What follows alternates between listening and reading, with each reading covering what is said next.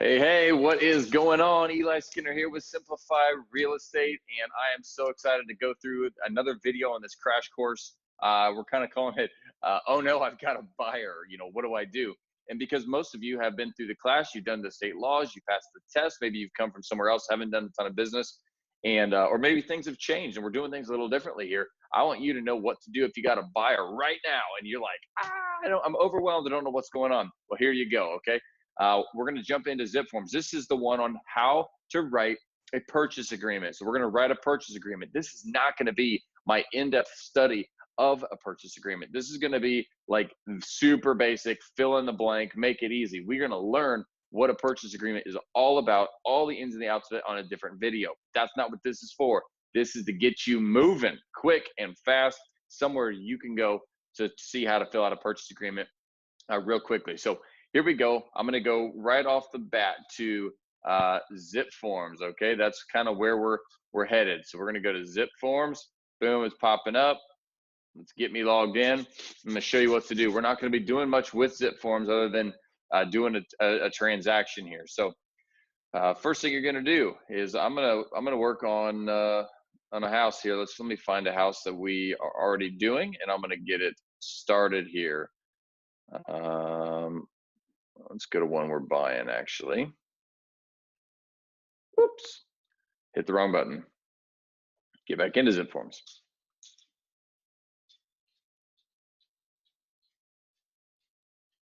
All right, here's an interesting one.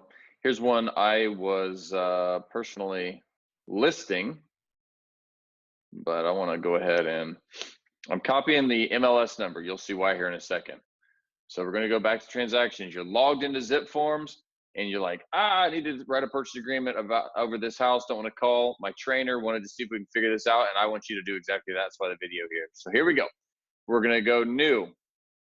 We're going to do a new listing. Okay, this is assuming you have not, new purchase. This is assuming you have not set up your templates yet. So we're going to go new purchase.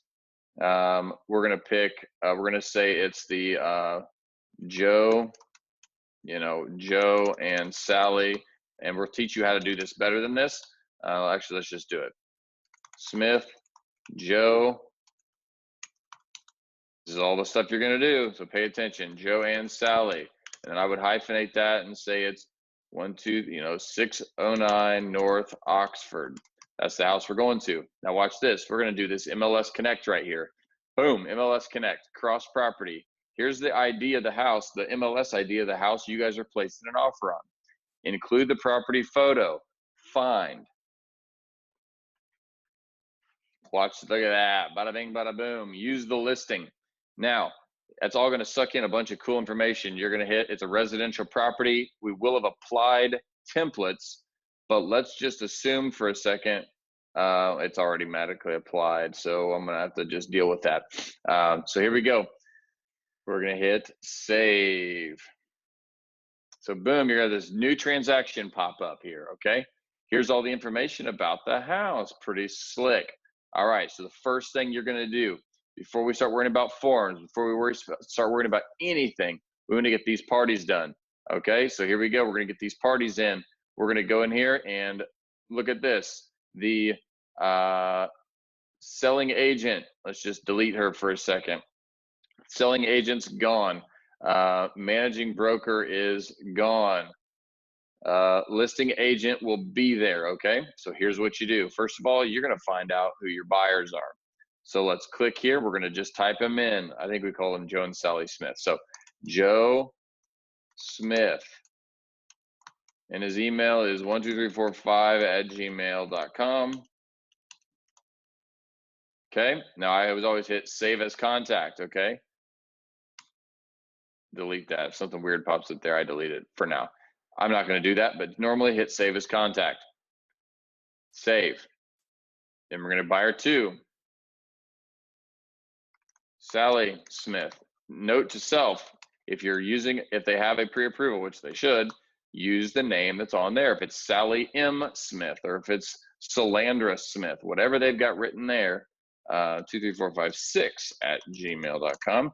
Save as contact, right? And then you move on, go ahead and click that, and then you hit save. Now, again, if we've done templates right, you're going to have to put those guys in, and that's it. Listing agent's already in because it sucked it in from the MLS. Now we're going to jump over here, and we're going to put you in if you're the selling agent slash selling broker. So then you'd put your name in. Let's say this is Bob Smith. Note here, ID number is going to be your license number, and license number is going to be your MyBOR ID. They've got it backwards in here, so pay attention to that. Your email is 3456. Bob. Oh, your name shouldn't be Bob Smith. Your name should be Terry McGillicuddy. I don't know how to spell that. All right, so your email is terry@simplifyre.com. You don't really have to do much else. I would go ahead and put your firm name in, Simplify Real Estate. The license number for Simplify, which you'll get later. Office ID, SIML01. Actually, let me get you the license number because I want to make sure that you are fully equipped. I'm going to pull out my phone to do that.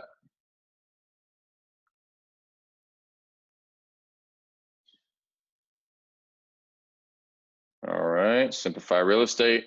Office number ID is correct. The license number is RC513-00021. Okay, there's that. And then you would probably want to save this as contact because this is you. It's got all your information. You fill this out correctly, you're done, and it's going to be in there for a while. Save as contact. You can always put my email address in as the email, which would be Eli at simplifyre.com. You can put my phone number in 317-627-0784 as the phone number, and then again, before you do all that, hit save as contact, and you'll be good to go. So I'm gonna hit save. I didn't hit save as contact, but I want you to. So now we've got, if you look at this, buyer 1, buyer 2, listing agent and broker, selling agent and broker. This is you, Terry. You're the agent here. If you're on a team, make sure that you are in the right mode with your team lead, because this may be Terry may be the team lead that you're writing under, and then you may want to, if you really want to, you don't have to, but you could add other and put your name in as a co-selling agent. Notice these tabs right here, buy side, and it'll make everybody disappear. Buyer 1, buyer 2, selling agent, broker. If they're not on the buy side, they're gone. Sell side, same thing. Okay, service providers would be your lenders and all that stuff. But for now, that is your get rich quick scheme right there. Just kidding. That's not. I should have said that. That's dumb. Here you go. All right, so you got that set up. Now we're going to go to documents. Okay. Again, we're going the quick way. Let's assume all of this is gone. We're going to remove all of this so you don't see it. Act like it's not here. Again, this is Crash Course. We're moving quick. So you have not done your templates yet, right? You just got it. You haven't watched the video about templates. You have no idea what you're doing. So here we go. We're going to be right here and click all forms. Okay. Obviously, you make sure you're in residential right here up on my screen where you probably see my face. Check that. You want to be in residential. We're in residential. Purchase agreement. If it's got a house on it, it's improved property. If it doesn't have a house on it, it's unimproved property. Okay. But we're going to call it, or I guess other buildings. It's an improved property. So we click it. Look at that. Ba-ding, popped right up. Again, you're buying a house. So what you want to have also done is check this out. So we've got that. Let's go to MyBOR for a second and log in here. I'm going to show you what else you need. You got to get on here. And if they put the seller's disclosure or a lead-based paint thing, let's just do any of these houses in Greenwood so I can just show you what's up. Greenwood. All right, search. All right, so we got a house in Greenwood. See this right here? Let's say that was the one we wanted. You'd click it. Look up here. Look at that. I don't know what those are. That's crazy. Let's get out of that one. Let's see. This Fairview Place, Unit H. That's a flyer. These people haven't put them. Let's try basswood. No. Let's try yellowwood. No. Let's go to lavender lane. Oh, these are all, there we go. Let's do this. Down here. Jeez Louise, how in the world? Can you believe this? Let's get up here to some, whoa, those are crazy houses. Seller's disclosure, boom, right up here at the top. You're gonna have to download that mess. Drops in, it's gonna open up, at least on my computer does. All right, now check this. You're gonna go down here, get it from your downloads folder. And we are going to drop it in. Okay. And I might just mark that SD. That's my word for that.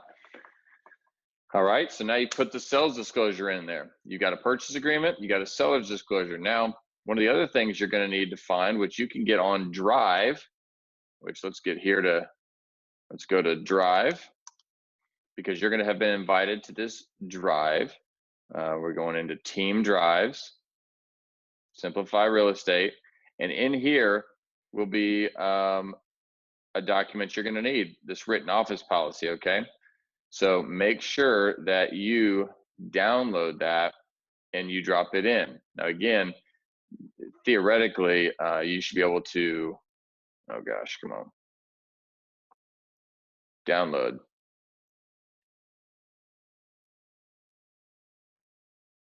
Okay, and downloaded.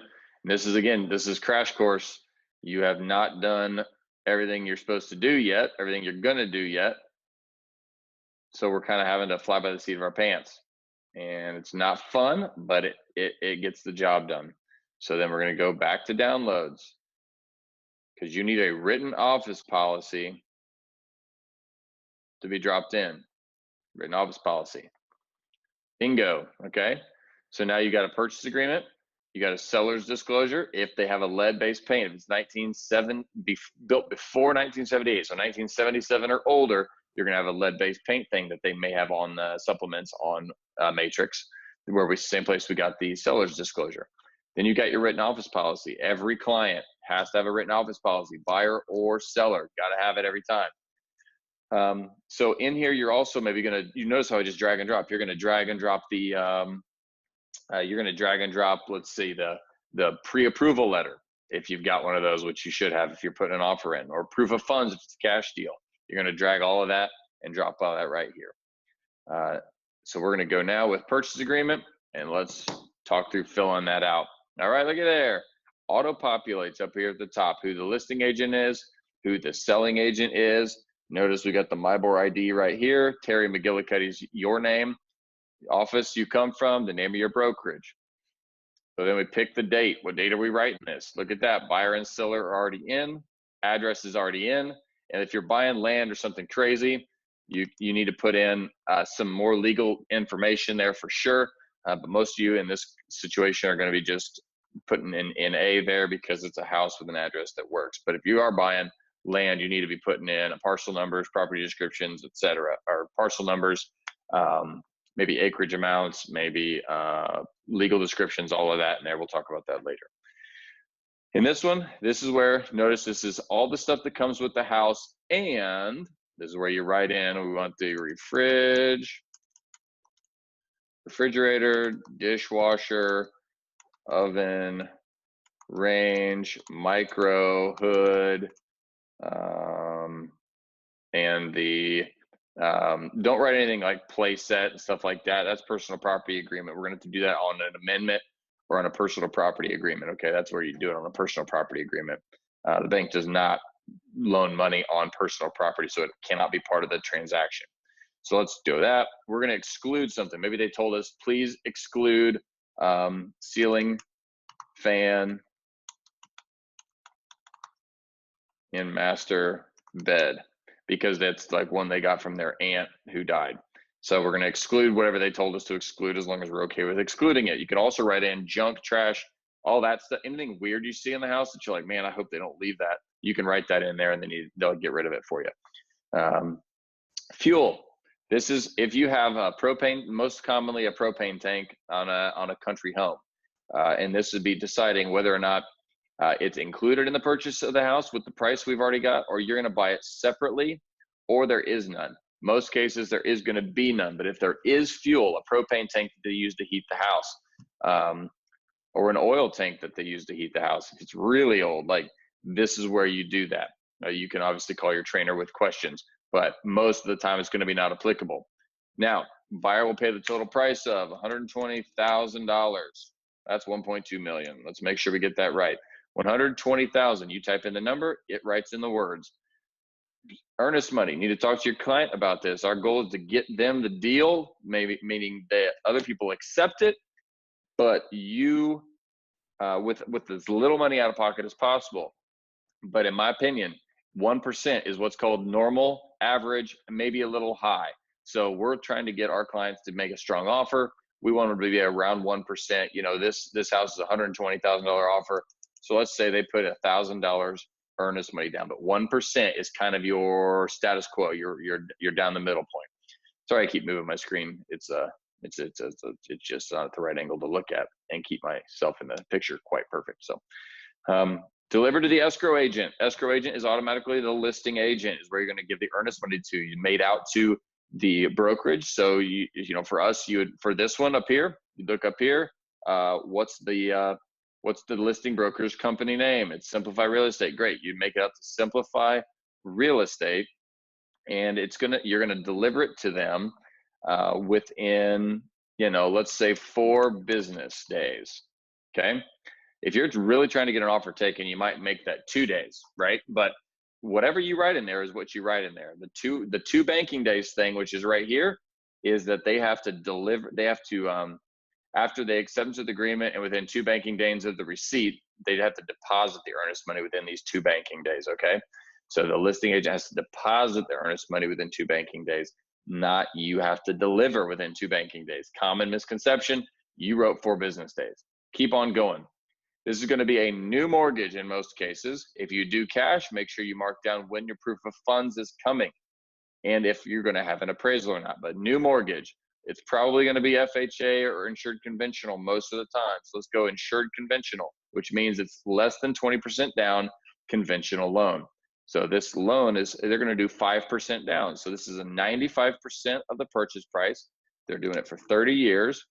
I would recommend you write in VAR. Hit spacebar right there, by the way. If it's got a percent or it needs numbers and you're going to write something other than numbers, hit spacebar. It'll change the color of that, and then you can type. So I'm going to write in best because I don't know what interest rate they're going to get. I don't really care, and neither do they. We're going to write in best, and we don't know what kind of points they're doing, so we're going to type in best. Now, here's where you write in if there's any closing costs. So we want the seller to pay $3,000 of buyer's closing costs, not to include standard seller's closing costs. You need to memorize that line. That is how we write that. Seller to pay $3,000 of buyer's closing costs, not to include standard seller's closing costs. That covers our tail and nails it. Don't write percentages. It gets really confusing. Write in the number. Here are other methods of purchasing that you're not going to need. Application. You need to make application, meaning this purchase agreement needs to be turned into your buyer's lender within how many days? I don't know. Let's say 5 days, maybe 5 business days. If you want to make it crazy, 3 business days, right? You can write in whatever seems to make sense, but these people, your buyers, need to know they need to turn this in. And look at this line: buyer authorizes lender to order appraisal immediately. Lenders don't know this. Lenders will be slow. You've got to get it done. Your buyer may need to pay for it up front. Get them in there, pay for it. Contracts will be canceled if this is not done. Approval. So this is like we're done, ready to close. You need to do math here. So let's say this is 27 days after acceptance of the agreement, because I'm going to make this for 30 days from today. So today is the 17th. We're going to make it for May 17th, which is 30 days away. So 27 days, which is 3 days before closing, we're going to be full clear to close is what we're saying. Closing of this close date is May 17th, or you can either write NA or you can write, within 3 days after I do clear to close. Fine. A lot of times you're going to see people write NA and NA because the honest truth is that one feels like it leaves it open-ended, and some agents don't want to see that. So I would just say it's on or before May 17th. It is what it is, and we're just gonna get it done. Fee, typically shared equally. Contingency, this is if it's contingent on the closing of a house that they currently own that's sold, it's pending, but it's not closed. That's that check mark. This check mark is, that is not contingent upon the closing of the transaction. They don't have another house to sell, or they don't care if they sell it, and they're pre-approved to have both of them. Boom, not contingent. If it is contingent, if it's already a pending transaction, meaning their house is currently sold, but it's not closed, then you mark this box and fill out this information. And if their house is not even sold yet, it's just on the market or going to be on the market, you're going to write it is contingent on the acceptance of a purchase agreement on their property.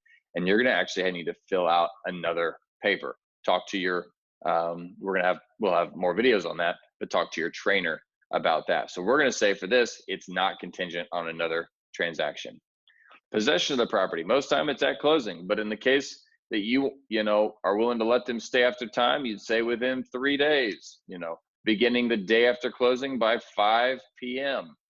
That would say that if we close on May 17, that means they can stay in the house. The seller can stay in the house 18, 19, 20 till 5 p.m. Anytime you're working on days, it's always the day after stuff. So the day after you sign the paper is day 1. The day you sign the paper is day 0. Closing in this case is day 0. Day 1 is the day after closing. So let's say we let them live in there, and we told them they could stay there for $30 per day. So this is for the days that they're entitled to possession. They're staying there. They're going to pay $30 per day at closing. If they stay longer than the time they're supposed to, this is going to be $200. So they stay past 5 p.m. Boom, your guys can get them for $200 a day. If they stay 5 days, that's $1,000.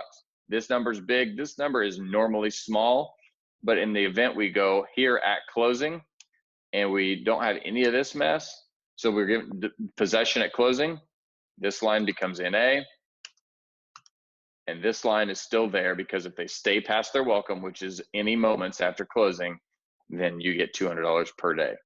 And that would include the day of closing. Because if it's to be delivered at closing, then in closing's at 10, done at 11, and they're still in the house at 11:05, that's $200. This is just some more information, nothing to fill out. Most of the time in the subdivisions we're selling in, you're going to waive the survey. If you are going to do something else, you might want to do a survey location report, which is not expensive. Boundary survey is expensive. If you pick one of these, no matter what, really, you need to mark one of these. We're going to waive this, but we're going to say buyer's expense, because if the lender requires it, we're going to pay for it. Buyer may terminate the agreement if it requires flood insurance, and buyer may terminate this agreement if they find out it's subject to building or use limitations that they were planning on. They can terminate the contract. This doesn't mean they get their earnest money back necessarily. It just means they can legally get out of the contract and not be sued. Homeowners insurance, give them 14 days, 10 days, 15 days. That's not a huge deal. This is where they're going to have to apply for homeowners insurance and they should get themselves a favorable written commitment for homeowners insurance. If they don't, if the insurance company will not insure the property in a distressed property situation, they can back out of the deal as long as they, let everybody know. So it's contingent upon us being able to get a favorable written commitment. Keep on going. Inspections, okay? They changed it this year, so this moved a little bit down the page. Inspections here, buyer waives. That means they don't want to have an inspection, and it's just they're taking it literally as it sits where it is. Nothing, no issues at all. Not common. If you want to do this, get permission from your team leader, from me, and I would tell you, get it in writing. We'll get it in writing from them that they are not wanting to do an inspection and that they kind of went against our advice. Most of the time you're going to mark that they reserve the right to have an inspection. We're going to give them, be careful here, but I'm going to say 14 days. Most of the time, that's plenty of time in a crazy market. Right now down in Columbus, we barely fit in a 14-day window. So be very, very careful with that. But in most cases, 14 days is plenty. Sometimes it's too long and they'll actually counter that. And we did that just recently on another deal. We said, nope, we don't get 14 days, you get 7. So there's that. Scope of inspection. This is basically says we can inspect everything, and I would just write any deemed necessary by buyer. Okay, that means we can inspect anything. If we want to inspect the type of grass that it is and find out that, oh no, it's a poisonous grass, like, great, no problem. I mean, that may be in here somewhere, honestly, but it doesn't look like it is. So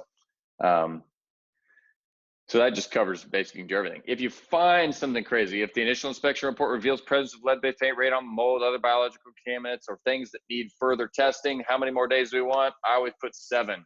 Okay, there you go.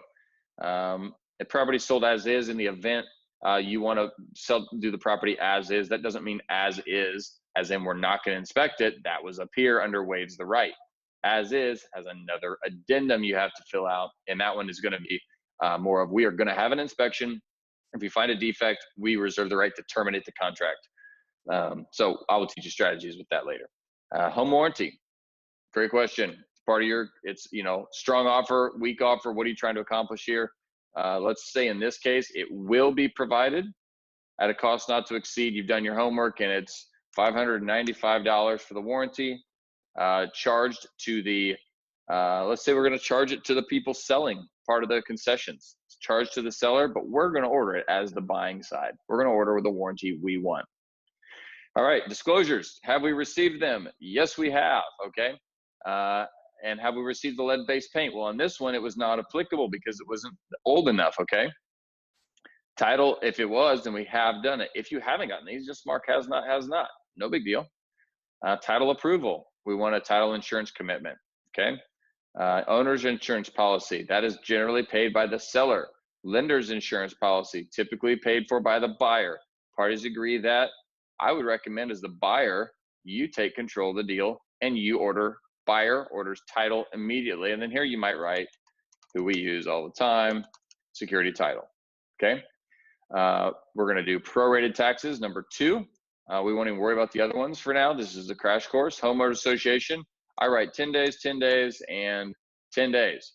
This gets me right to the closing date of 30 days. Make sure you do the math and make sure you don't go too long. But this says 10 days for them to give us HOA docs, which they may already have those in supplements. 10 days for us to read them and cause a problem if we don't like what they say. And then if the association needs to actually approve of the purchase or sale of the home, we need to get, they have to do that within 10 days of us approving the documents. Get down here, general warranty deed is almost always going to be the case. So you would write NA there unless it is a bank-owned property, maybe a tax sale property, stuff like that. You can call your trainer if you've got questions about that. Does your buyer have a real estate license? Probably not. So NA. Are there any other further conditions? This is where you write stuff. C, escalation clause, addendum. Okay. This might be that might be something you would say there. You would say seller must stand on their head at closing for the whole time. How about that? For the whole time. These are all things that are other deals. A lot of times this is blank. If that's the case, NA. Okay. Is it a limited agency transaction? It is not in this case. Look back up at the top. Eli Skinner, Terry McGillicuddy. Neither one of those are the same person. Therefore, it is not a limited agency. You say, oh, Eli, but it's the Simplify Real Estate. I know, that's called in-house. That's an in-house deal. It means 2 agents from the same brokerage are doing the deal. That is not limited agency. So if you're on both sides, buying and selling, it is limited agency, but this one is not. Now, I would recommend you give them a little bit of time, but if you're trying to win a big deal or trying to get them to move fast, be cognizant of that. Don't let this be a 2-day offer if you need it to happen quickly. But if you're trying to be nice, get them time, woo them in, you might give them some time. But this says, unless accepted in writing by the seller and delivered to the buyer by, let's say we made this offer at noon, and we're going to say by 8:00 p.m. on today. So we gave them 8 hours, okay? This is a pretty hot house at this point. We're pushing them pretty hard. It can be shorter, it can be longer, but normally give them at least a few hours because you want somebody to give you a few hours, because what if they can't get hold of their seller? You don't want them to have to drop everything, leave their kid's baseball game to try and get this thing accepted. We're nicer than that. So make it happen. All right, down here, we got the buyer's names printed, and then all this is left blank because we are not the seller. All right, that's the crash course. We're going to show you next how to send this thing for signatures. All right, see ya.